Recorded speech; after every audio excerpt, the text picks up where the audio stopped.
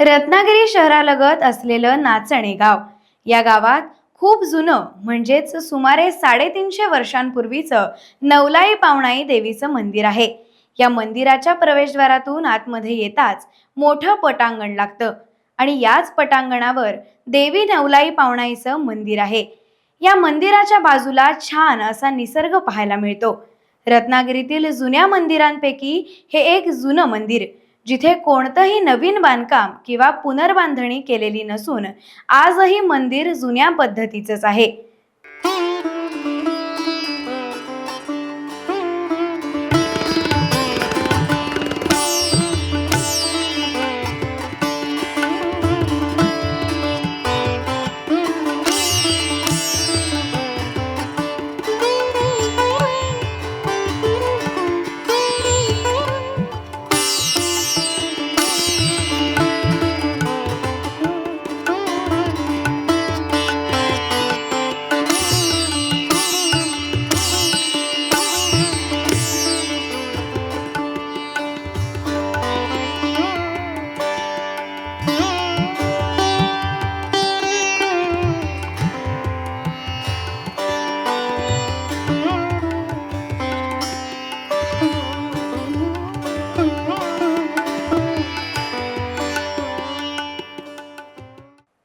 या मंदिरावरती पाहिलं तर छत हे कौलारू दिसून येतं.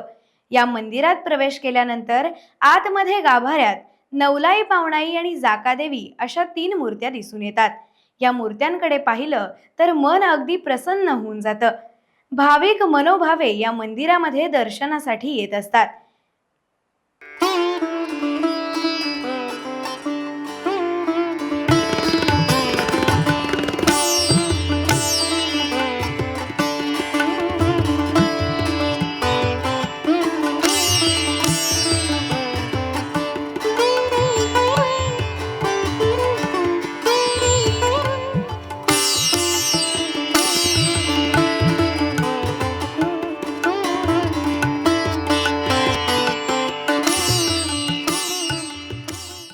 इथं या मंदिराच्या परिसरात कोणतंही काम करायचं असेल तर आई नवलाई पावणाई देवीचा आशीर्वाद घ्यावा लागतो.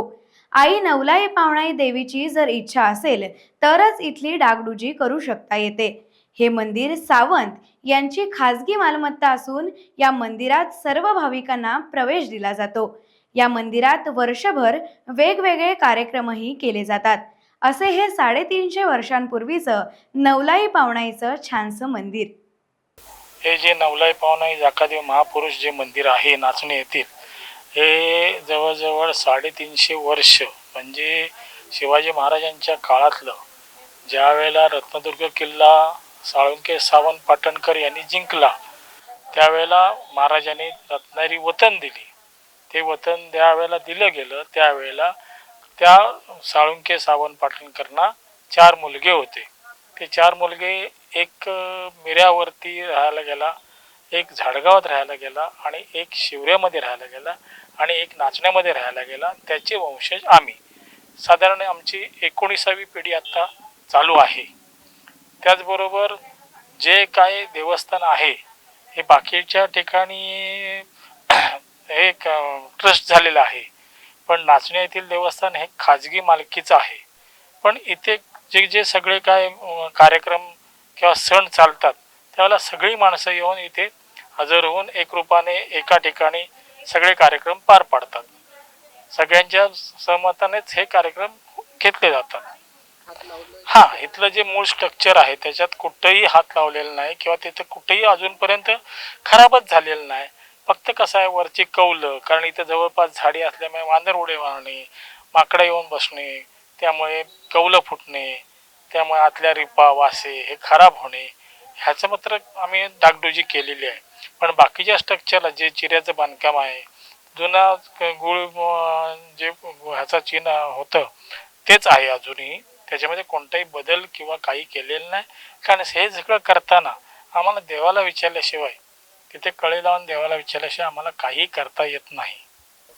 ह्या देवळामध्ये शिमगा मोठ्या प्रमाणात साजरा होतो, नवरात्र उत्सव होतो, त्यानंतर देवदिवाळी आणि रक्षाबंधन. रक्षाबंधन म्हणजे नारळी पौर्णिमा, ह्या नारळी पौर्णिमा आणि देव दिवाळीला इथे रोपं लावलं जातं देवाला, आणि त्याचे जे जे काही कुठे त्यांचे उल्पे ठेवायचे आहेत ते ठेवले जातात.